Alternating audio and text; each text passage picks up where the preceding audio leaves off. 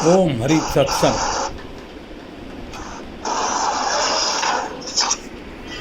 सत्संग,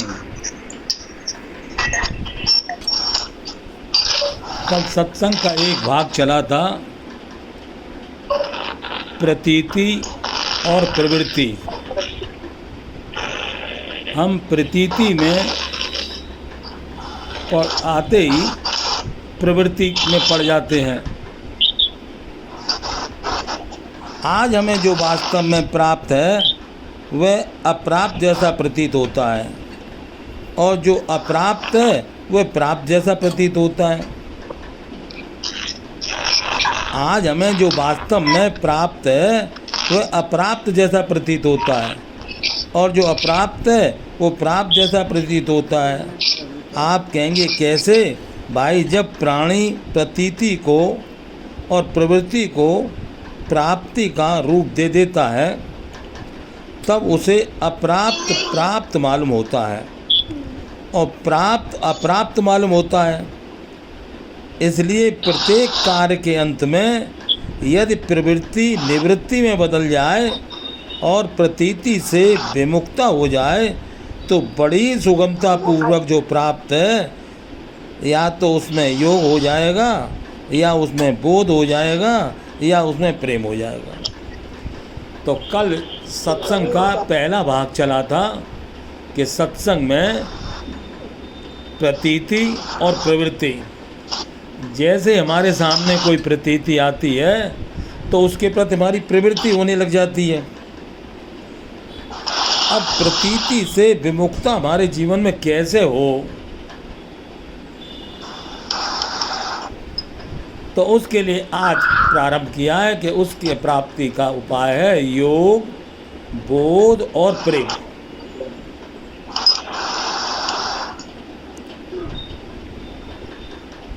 योग हो जाएगा तो उसका बोध भी हो जाएगा और उससे प्रेम भी हो जाएगा। तो प्राप्त का योग, प्राप्त का बोध, प्राप्त का प्रेम, ये क्या है? यह भी एक सत्संग है। हम सत्संग से विमुख कब होते हैं? जब हमारे सामने कोई प्रतीति आई और प्रतीति आते ही प्रवृत्ति हो गई, तो प्रवृत्ति के कारण हम सत्य से विमुख हो जाते हैं, दूर नहीं हो जाते हैं, सत्य से मुख मुड़ जाता है हमारा। तो इसलिए अब हमें क्या है कि अब हमारे जीवन में सत्संग की आवश्यकता है। उसी सत्संग का नाम वास्तव में मूक सत्संग है। उस सत्संग का नाम मूक सत्संग है, और वो किसी भी मत का मानने वाला हो, किसी भी संप्रदाय का हो, किसी देश का हो, कैसा भी मानव हो, उसके पहला साधन यह है कि वह उस कार्य को सुंदर से सुंदर ढंग से कर डाले। जो कार्य हमें मिला है उसको हम सुंदर से सुंदर तरीके से कर डालें, और उस कार्य के अंत में किसी प्रकार के फल की आशा ना रखें। काम करे जाओ, फल की चिंता मत कर रहे इंसान। ये है गीता का ज्ञान। बढ़िया से बढ़िया, किसी अनावश्यक कार्य का चिंतन ना करें, अपना जरूरी काम करें और व्यर्थ चिंतन ना करें। ऐसा करने से वह बड़ी सुगमता पूर्वक सत्य से अभिन्न हो सकता है। हम चाहें तो सत्य से अभिन्न हो सकते हैं, वरना चाहे जिंदगी भर सत्संग में आते रहें, जाते रहें, फिर हमारे सामने कोई प्रतीति आ जाए तो उसमें हम जुड़ जाएं, तो उस जुड़ने से हम सत्य से दूर हो जाते हैं। प्रतीति प्रवृत्ति में बदल जाती है और हम सत्य से दूर हो जाते हैं।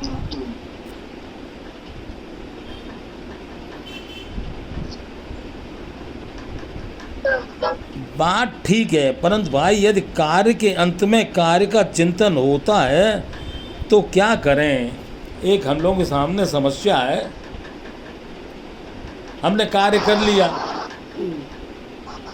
अब कार्य करने के बाद में बैठे हैं तो उस कार्य का चिंतन हो रहा है, तो उस समय हम क्या करें? इस समय हम विचार विनिमय में बैठे हैं तो हम प्रश्न भी रखते हैं और उसका उत्तर भी रखते हैं। हमने बढ़िया से बढ़िया काम कर भी लिया, फिर हम खाली बैठे तो हमें उस कार्य का चिंतन होने लगता है। तो अब प्रश्न है कि वो चिंतन होता है तो उस समय हम क्या करें? भाई उसके लिए आपको चाह रहित होना पड़ेगा। आप कहेंगे चाह रहित कैसे होंगे? तो प्राणी चाह रहित किसी अभ्यास से नहीं होता। बहुत गंभीरता से इस बात पर ध्यान दीजिए कि चाह रहते हुए कोई भाई कहे कि हम चुप रहकर बोलने की चाह से रहित हो जाएंगे, तो ऐसा नहीं हो सकता।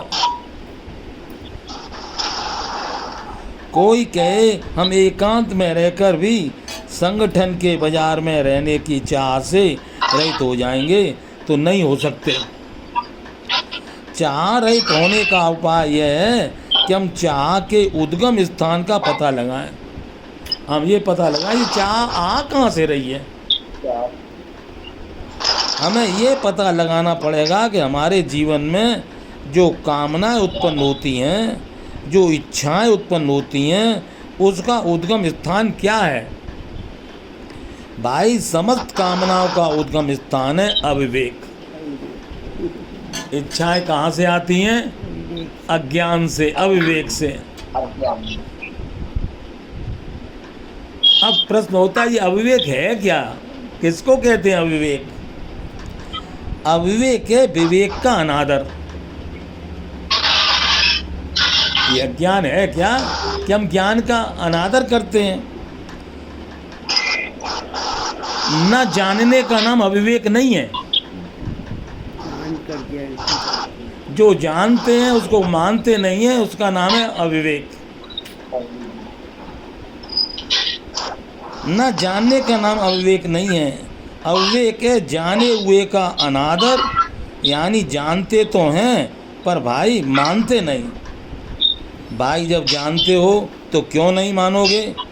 क्या बताएं, नहीं मानेंगे, इसका नाम है अविवेक। और आप जानते हैं कि जाने हुए को ना जानने में जो अविवेक है उसका कोई अस्तित्व नहीं है, क्योंकि असत्य का अस्तित्व नहीं होता। तो होता क्या है? सत्य की विमुखता के कारण सत्य की सत्ता से भी असत्य प्रकाशित होने लगता है। हम सत्य से विमुख हो गए। कैसे हुए? हमारे आई पहले कोई प्रतीति, हमें कोई प्रतीति चीज हुई, दिखाई दी, और उसकी तरफ हो गई हमारी प्रवृत्ति।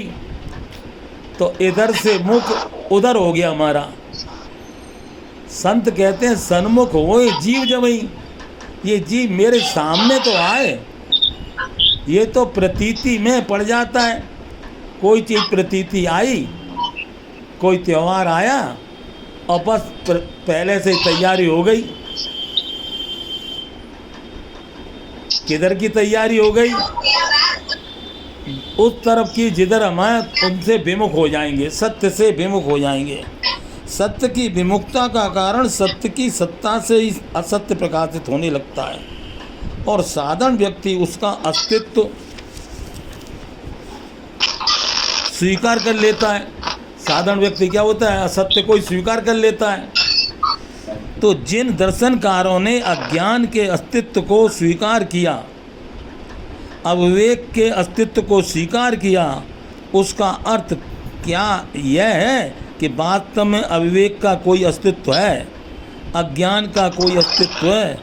नहीं, अज्ञान का अस्तित्व नहीं है, किंतु ज्ञान की न्यूनता अथवा ज्ञान का अनादर है, उसी को अज्ञान के नाम से हम लोग कहने लगते हैं।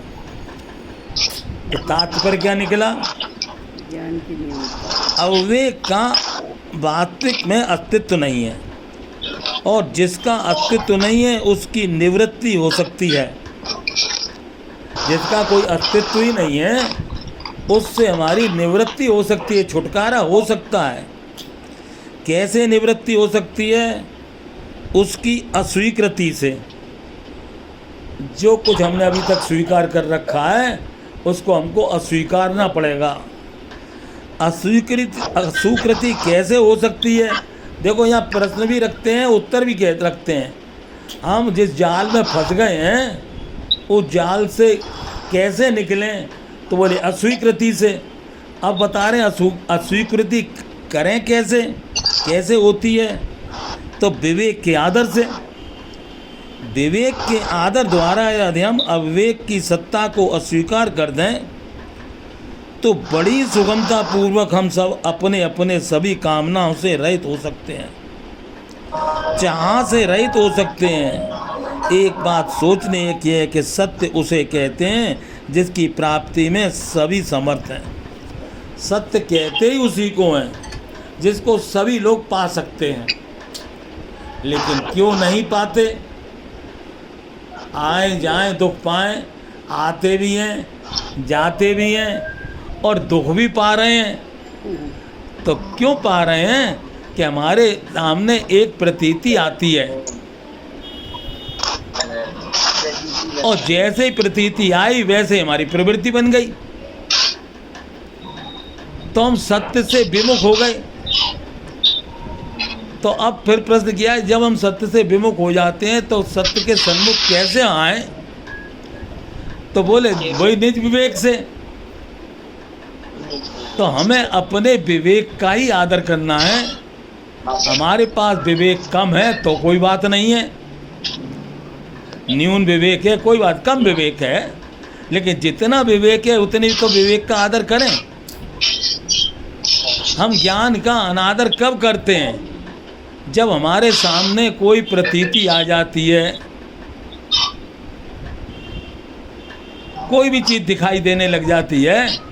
जैसे अभी हमारी आँख के सामने कोई चीज़ दिखाई दे रही है, उसके बीच में कोई चीज़ आ जाए तो हम देखने के लिए क्या करते हैं? थोड़ा इधर हटते हैं, थोड़ा उधर हटते हैं। तो हमारे सत्य के बीच में कौन सी ऐसी चीज़ आ जाती है? तो वो आ जाती है प्रतीति, और हम उस प्रतीति के जाल में फंसे हुए हैं और निकल नहीं पाते।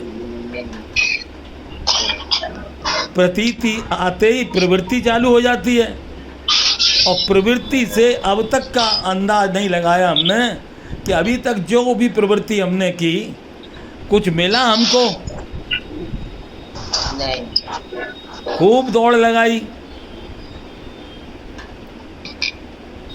लेकिन प्राप्त हुआ हमको।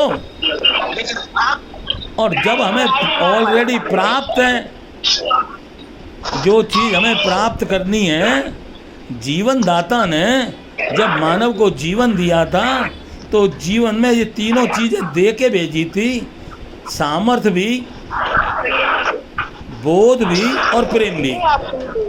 हमें योग भी है हमारे पास, बोध भी है और प्रेम भी है। बोध है तो इसका मतलब विवेक है। आज हम विवेक का अनादर कैसे करते हैं? तो जैसे हमारे सामने कोई चीज़ आ जाए तो दिखना बंद हो जाता है। जैसे कभी पिक्चर हॉल में जाओ और ऐसा सीट लगाई जाए कि तुम्हारे सामने कोई आ जाए, खोपड़ी आ जाए, तो हम देख पाएंगे आगे? नहीं देख पाएंगे। ऐसे ही हमारे सामने सत्य साथ रहता है। सत्य ने हमें आज तक छोड़ा नहीं। सत्य ने तो हमारे से वायदा किया हुआ है कि मैं सदा तेरे साथ रहूँगा। बस तेरे को एक ही काम करना है कि भूल नहीं करनी है, भूल कर भी भूल नहीं करनी है। चाहे जैसी प्रतीति आए, मैं उस प्रवृत्ति के जाल में नहीं फंसूंगा।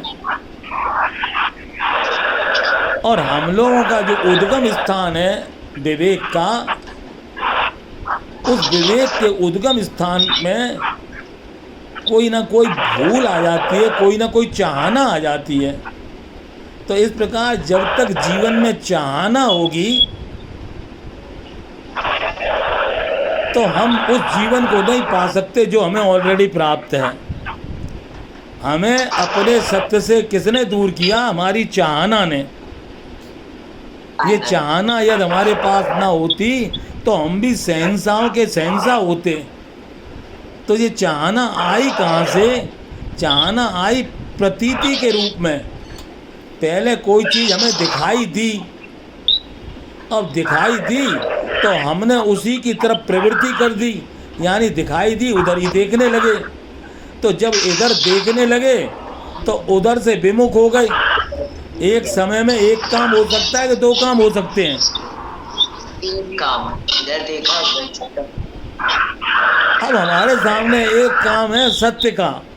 हमें सत्य के साथ रहना है और सत्य हमारे साथ सदा रहता है। हम सत्य से दूर कैसे होते हैं? बोले प्रतीति और प्रवृत्ति से। बचने का उपाय बोले निर्वृत्ति। वृत्तियों का स्फुरन ही ना हो।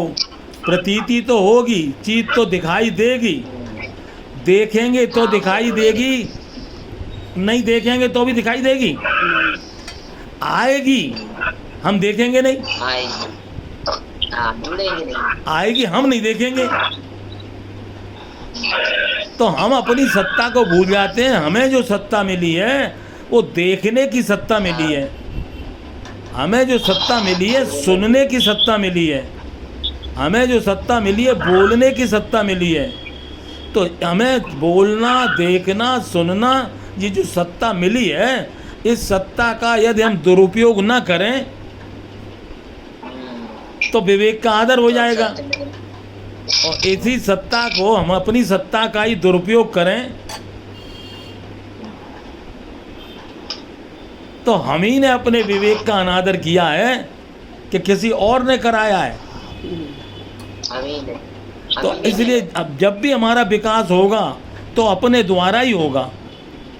जब हम अपने विवेक का आदर करेंगे, क्योंकि अभी चल रहा है सत्संग का चैप्टर।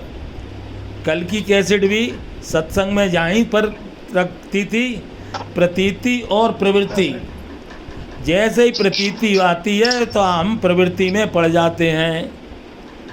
आज उससे आगे बढ़े हैं कि इस प्रतीति और प्रवृत्ति से निवृत्ति मिले कैसे।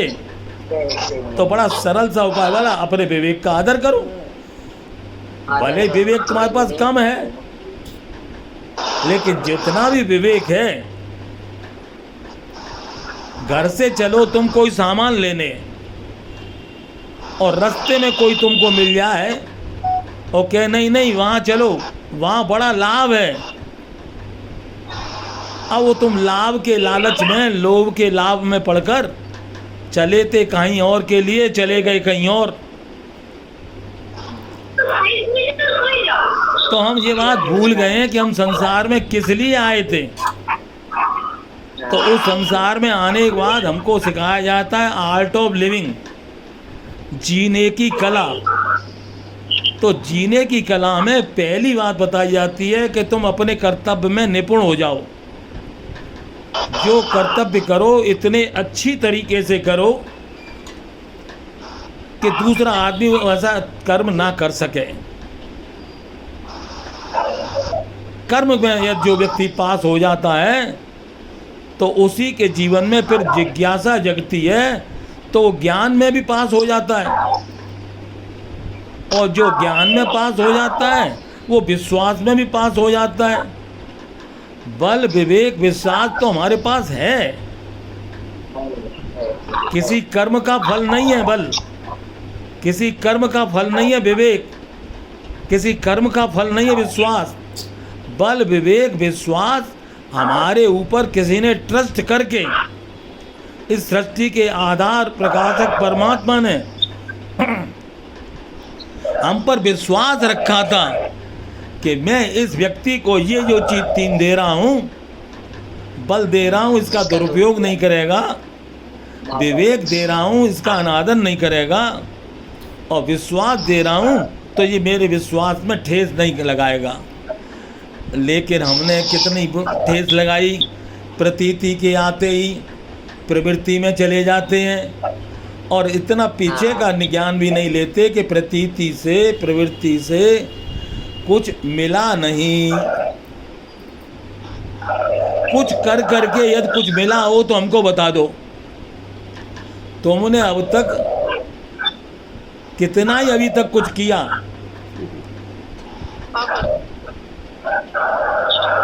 क्योंकि जो कुछ करोगे वही चीज तो तुम्हारे पास पहले से मौजूद है। हम करके क्या पाएंगे जब हमें बगैर करे परमात्मा ने हमारे ऊपर ट्रस्ट करके हमको सामर्थ्य दी, ज्ञान दिया और विश्वास दिया। बस हम ये भूल गए थे कि हमारे पास बल भी है, विवेक भी है और विश्वास भी है, यानी हम है को भूल गए थे और नहीं में प्रवृत्ति के कारण नहीं में चले गए। तो एक भेड़ जिस गड्ढे में जाती है उसी गड्ढे में सारी भेड़ चली जाती हैं, क्योंकि भेड़ को इतनी अकल तो होती नहीं। वो तो देखती है आगे वाली कहाँ जा रही है, वो उसके पीछे पीछे चल देती है, पीछे वाली कहाँ जा रही है वो उसके पीछे चल देती है। तो हम उस मार्ग पर जा रहे हैं जिस मार्ग पर भेड़ गए थे।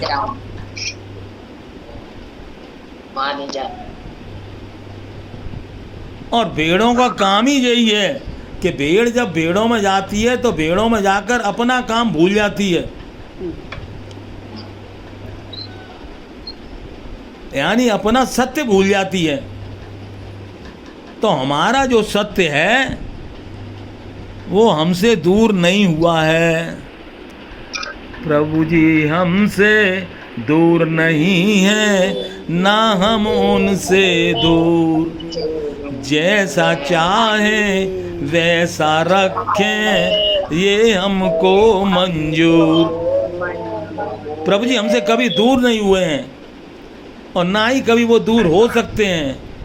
हम ही प्रभु जी से दूर हो जाते हैं। कोई प्रतीति आते ही, कोई भी प्रतीति आ गई, कोई चीज़ सुनाई आ गई तो हम सुनते ही उधर चले जाते हैं। तो कल हमने एक उदाहरण दिया था कि देखो एक बकरी थी, उसको करंट भी लगाते थे और ऐलान भी बजाते थे। फिर थोड़े दिन में करंट लगाना बंद कर दिया, खाली अलार्म लगाना चालू किया, तो वो बकरी अलार्म से ही बेहोश हो जाती थी। कहीं ऐसा तो नहीं है, हम कोई बकरी तो नहीं है कि कोई अलार्म आया, कोई प्रतीति आई,